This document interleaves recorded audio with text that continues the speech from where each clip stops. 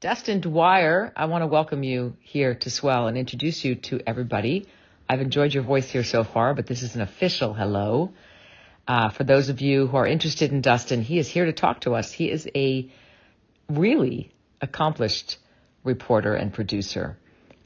He was a fellow in the class of 2018 at Nieman Foundation for Journalism at Harvard. He's been with Michigan Radio since 2004.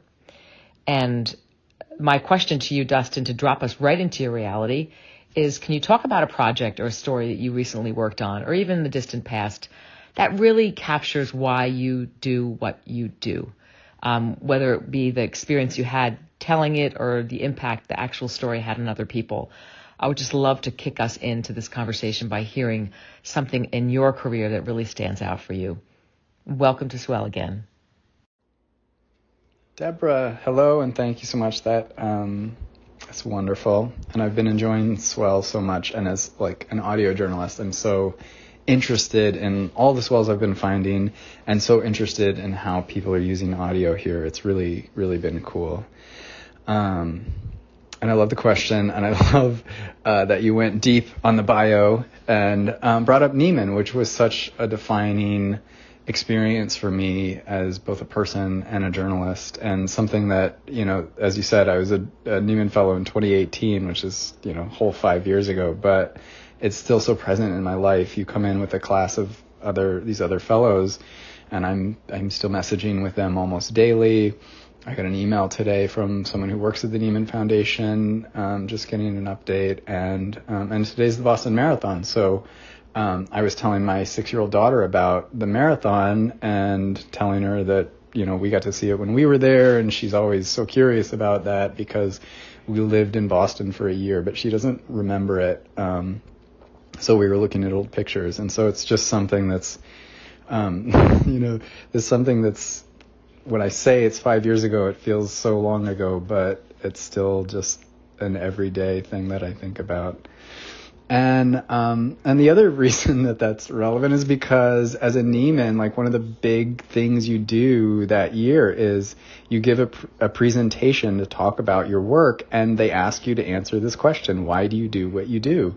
And you have to think really deeply about it and give a whole talk about it. And so I've done that, and I'm not going to give you the whole talk. In fact, I'm going to give you a totally different answer this time, because what I really love about being a journalist, what I never get tired of, no matter how frustrated I am with the job or the industry, is the permission that it gives you to just ask questions and to learn something new every single day. It's the best part of the job. I don't get tired of it. I love asking questions. I love learning things. And I love just that endless curiosity where, I'll learn something and I'll report something. And I really struggle in the end with like writing it down, because I'm just so excited to learn it that once I get to that point where I feel like I kind of get it, then I'm like, oh, well, now I have to explain it to someone else. That's not as fun. I struggle with structure of writing and how to present it in a way that someone else can understand it. But the learning, the asking questions is so exciting. And so I'll share a story I did about 5 years ago. It was right after my Nieman Fellowship. I was coming back to Michigan, and I had just read a book, The Overstory, which if you've ever read it, or if you know anyone who's read it and has tried to convince you to read it, it can have a pretty profound effect. And it's just about trees. And I was thinking about trees and about trees in Michigan, and how white pines specifically, and how Michigan used to have these forests. And just thinking about questions around that. And the more that I asked questions around that, the more that I started reading these other histories about what had happened to the land where I now live and what it must have looked like before.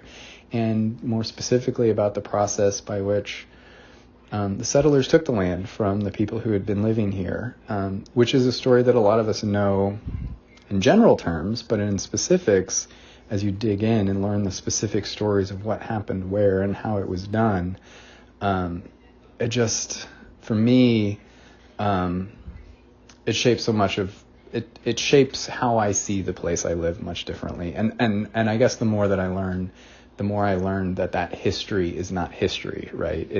It is everything that we see today. It is in the systems that we experience today. It is my entire experience.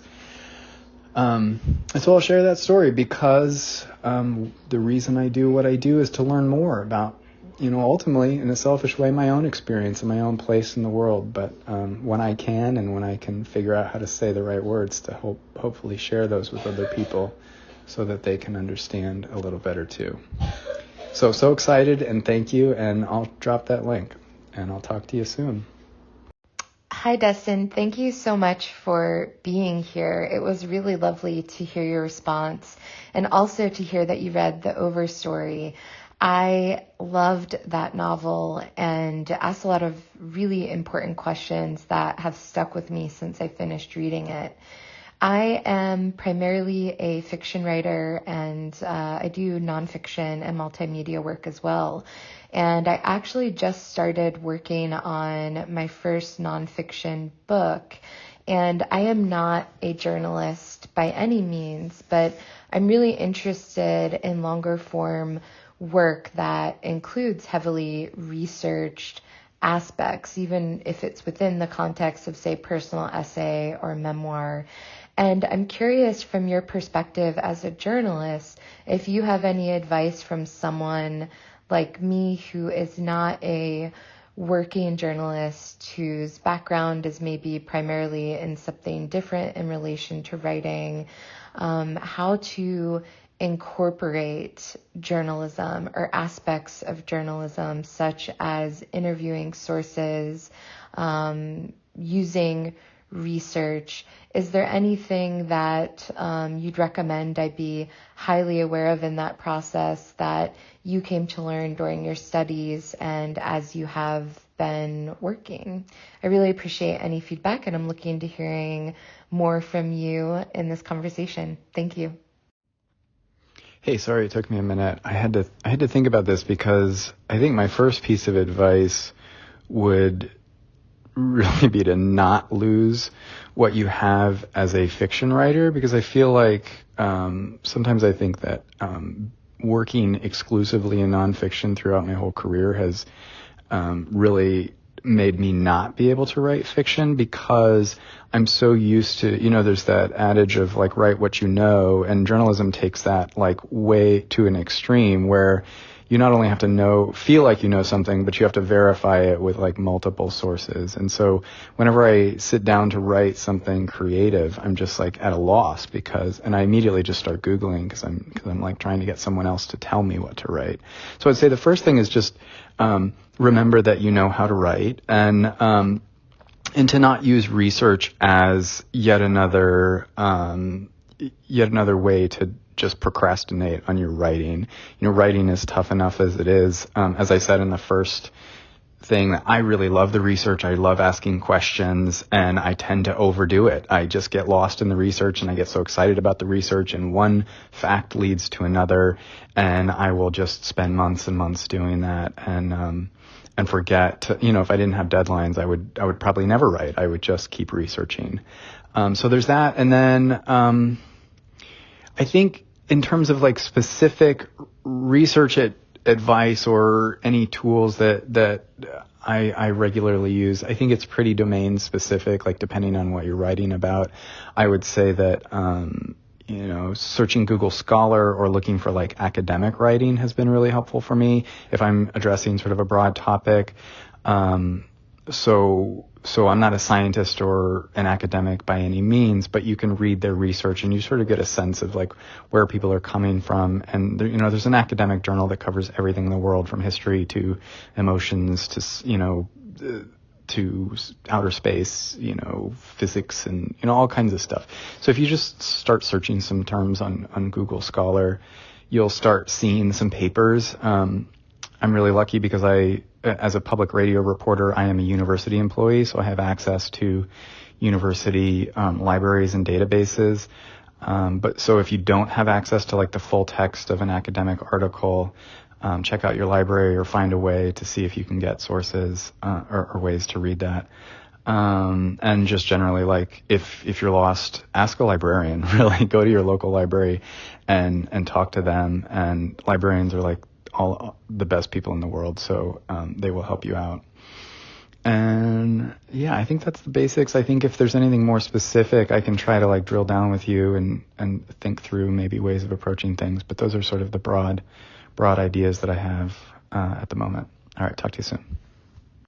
Dustin, thank you so much for taking the time for this really thoughtful response. It was perfect timing and also just incredibly validating, because you reminded me of something, another journalist, a piece of advice that she gave not only me, but many of us who were working with her years ago when I was in graduate school. Her name's Maggie Jones, and she's actually a journalist for the New York Times. And I interviewed her here if you want to listen to it at any point.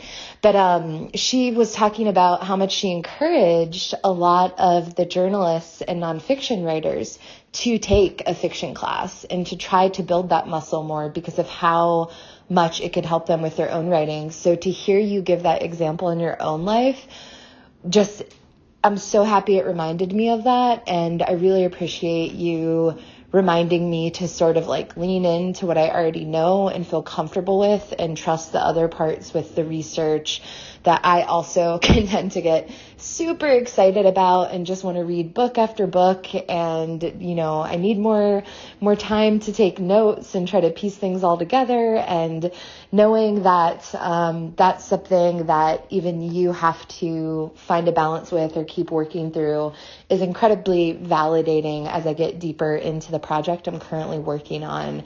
So thank you so much. And also just the very practical advice about Google Scholar and different ways of accessing support and research as I need it. I really appreciate it, and I'm really looking forward to seeing how this conversation continues with you and what more there is to learn. Thank you so much.